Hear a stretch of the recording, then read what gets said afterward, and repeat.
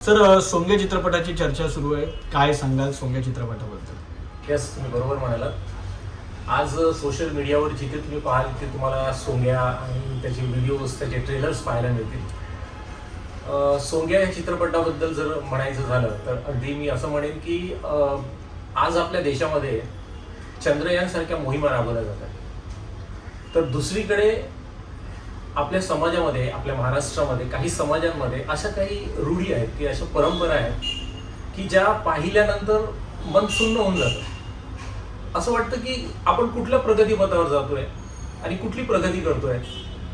कारण ज्या समाजांमध्ये ज्या काही प्रथा आहेत त्या प्रथा ऐकल्यानंतर मन सुन्न होऊन जातं आणि म्हणूनच अशाच एका प्रथेवर हा सिनेमा बेतलेला आहे, ज्यामध्ये त्या समाजातील एक मुलगी त्या समाजातील प्रथा आणि रूढीवरच्या पद्धतीने तुटून पडते, मी असं म्हणेन, जी नायिका आहे. आणि त्यावर हा विषय भेटलेला आहे ज्याचं नाव आहे सोंगा. सर, हा नेमका विषय सुचला कसा? म्हणजे तुम्ही म्हटलात की ह्या एखाद्या समाजातल्या अनिष्ट रूढी परंपरा आहेत, तर तुम्हाला नेमका विषय कशा पद्धतीने सुचला? तुम्ही काही पाहिलं का प्रत्यक्ष नजरेने किंवा काय त्याबद्दल काय सांगा? येस, म्हणजे साधारण एक 2016ची गोष्ट आहे. कोल्हापूरमध्ये मी एका बायोपिक फिल्मसाठी गेलो होतो. त्याचं लिखाण चालू होतं आणि म्हणजे मुंबई ते कोल्हापूर अशा माझ्या वाऱ्या चालू होत्या. त्यावेळी तिकडच्या वर्तमानपत्रामध्ये एक बातमी वाचली होती. ती बातमी होती कौमार्य चाचणीची. खरं तर थोडंसं विचित्र वाटलं ते ऐकून, म्हणजे थोडं अस्वस्थ व्हायला वाटलं की अशा प्रथा अजून आहेत. आणि त्यानंतर मग मुंबईत आल्यानंतर काही व्हिडिओज बघितले, टी व्हीवर काही बातम्यांमध्ये ह्या गोष्टीचा उल्लेख झाला. आणि त्यावेळी असं पहिलं तर मनाला पटत नव्हतं की आजही अशा प्रथा, रूढी आपल्या समाजामध्ये असू शकतात, महाराष्ट्रामध्ये असू शकतात. आणि मग थोडंसं रिसर्च सुरू झाला. लेखक म्हणून थोडीशी अस्वस्थता निर्माण झाली या गोष्टीमध्ये की काय, म्हणजे कुठे प्रगती करतोय आपण कुठे जातो. आणि मग त्या दृष्टीने थोडासा अभ्यास सुरू केला. काही गोष्टी, काही लोकांना भेटलो आणि त्यामधून ज्या काही धक्कादायक गोष्टी समोर आल्या, म्हणजे या समाजामध्ये आजही कौमार्य चाचणी केली जाते लग्नानंतर. आणि ती जर सक्सेस झाली नाही तर त्या मुलीला एक विशिष्ट शब्द असतो त्यांचा की माल खोटा आहे, अशा पद्धतीने हिनवून त्या मुलीला सोडून दिलं जातं.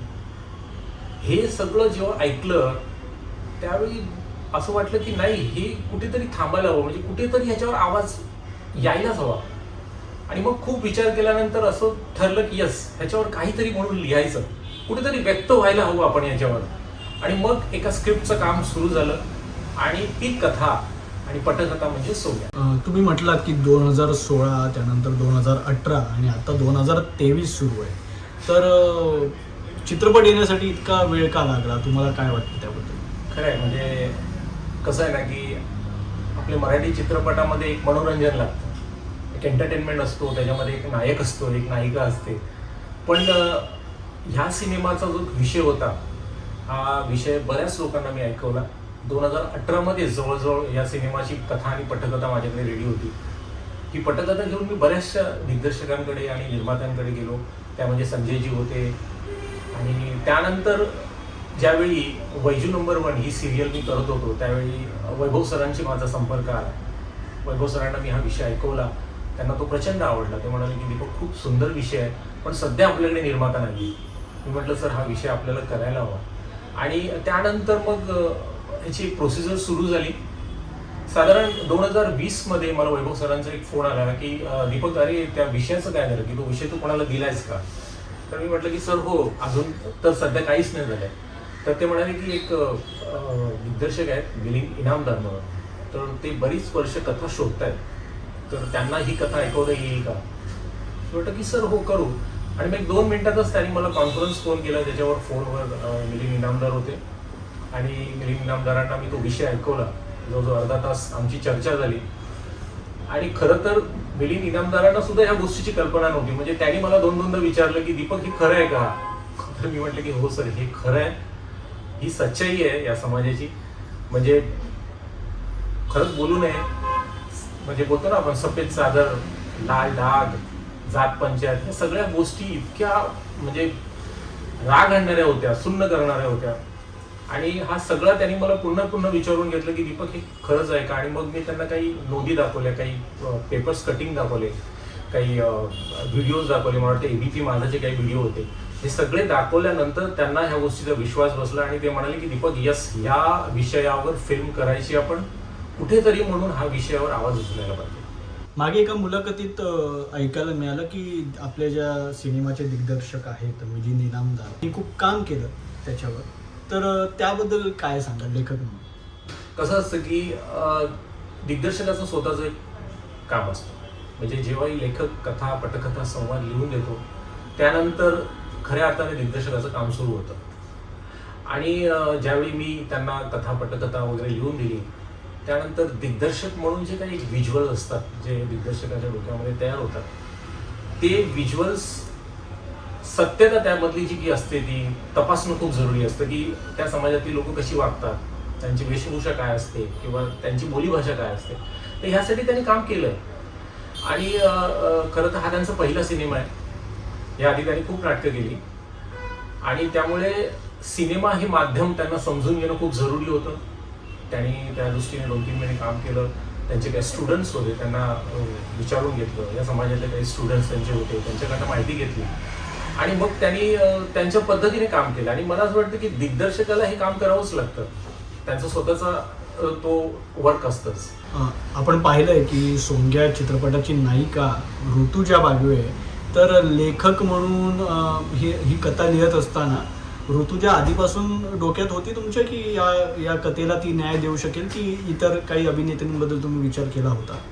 खरं तर ह्या चित्रपटाची कथा आणि पटकथा ही 2018 साली म्हणजे कोरोनाच्या आधीच तयार होती.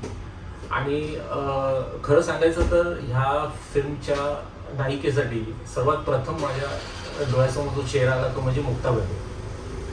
आणि ऑफकोर्स मुक्ताला हे माहिती नसेल, कारण असं असतं ना की आपण एखाद्या दिग्दर्शकाकडे किंवा निर्मात्याकडे जातो आणि प्रेझेंटेशन करतो, त्यावेळी ते विचारतात की मग कोण आहे तुमच्या डोक्यात. तर अशा वेळी मी एकच नाव द्यायचो, ते म्हणजे मुक्ता बर्वे. आणि 2021 साली ज्यावेळी ह्या सिनेमाचं काम सुरू झालं, 20 साली, त्यावेळी दिग्दर्शकाने ऋतुजा बागवेची निवड केली. आणि मला असं वाटतं की ऋतुजा नक्कीच ह्या विषयाला न्याय देऊ शकेल, कारण ती एक उत्कृष्ट अभिनेत्री आहे. लवकरच हा सिनेमा आता रिलीज होणार आहे, तर प्रेक्षकांना काय सांगाल तुम्ही? मी प्रेक्षकांना एवढंच सांगू शकेन की एका ज्वलंत अशा सामाजिक विषयावर हा सिनेमा मी लिहिलेला आहे. खरं तर ह्याआधी मी बरेचसे विनोदी चित्रपट लिहिलेले आहेत. तुम्ही प्रेक्षकांनी त्याला खूप प्रेम दिलं आहे. 3 बायका पलीकडे एकासारख्या हिट सिनेमा मी लिहिलेला आहे. त्या व्यतिरिक्त अजूनही काही सिनेमे आहेत. तर हा एक माझा पहिलाच असा सिनेमा आहे की जो त्या सोशल, सामाजिक विषयावर आहे. बऱ्याच लोकांना असं वाटेल की नक्की या सिनेमामध्ये काही अश्लील वगैरे आहे का, पण नाही. मी असं म्हणेन की हा एक सुंदर आणि खूप साफसुथरा असा फिल्म आहे. बऱ्याच वेळा आपल्या सिनेमामध्ये आपण बघतो की एखाद्या व्यवस्थेविरुद्ध नायक बंड करतो, पण नायिका बंड करते असे आपल्याला सिनेमे खूप कमी पाहायला मिळतात. म्हणजे एखाद अपवाद म्हणजे दामिनी म्हणेन किंवा मी रिंगारिंगासारखा सिनेमा म्हणेन. पण ह्या सिनेमामध्ये सिनेमाची जी नायिका आहे शुभ्रा, ती ह्या व्यवस्थेविरुद्ध कसा बंड करते. तिला तिच्या घरातनं सुद्धा सपोर्ट नाही मिळत आणि अशा वेळी ती ह्या प्रथेविरुद्ध, या कुप्रथेविरुद्ध लढते आणि त्या विरुद्ध ती जिंकते. तिच्यावर कशी संकट येतात हे पाहणं प्रत्येक स्त्रीला जरुरी आहे असं मला वाटतं. आणि म्हणून मी प्रेक्षकांना खरंच विनंती करेन की तुम्ही सगळ्यांनी सहकुटुंब हा सिनेमाचा आनंद घ्यावा आणि तो सिनेमागृहात येऊन घ्यावा. सोंग्याबद्दल थोडंसं बोलते. आता तुम्ही ट्रेलर पाहिलात, विषय मला वेगळा वाटला, ती मांडण्याची पद्धत मला वेगळी वाटली. आणि अशा भूमिका मला नेहमीच आवडतात करायला, ज्या काहीतरी सांगू पाहतात, करमणुकीच्या पलीकडे इन्स्पायर करू पाहतात.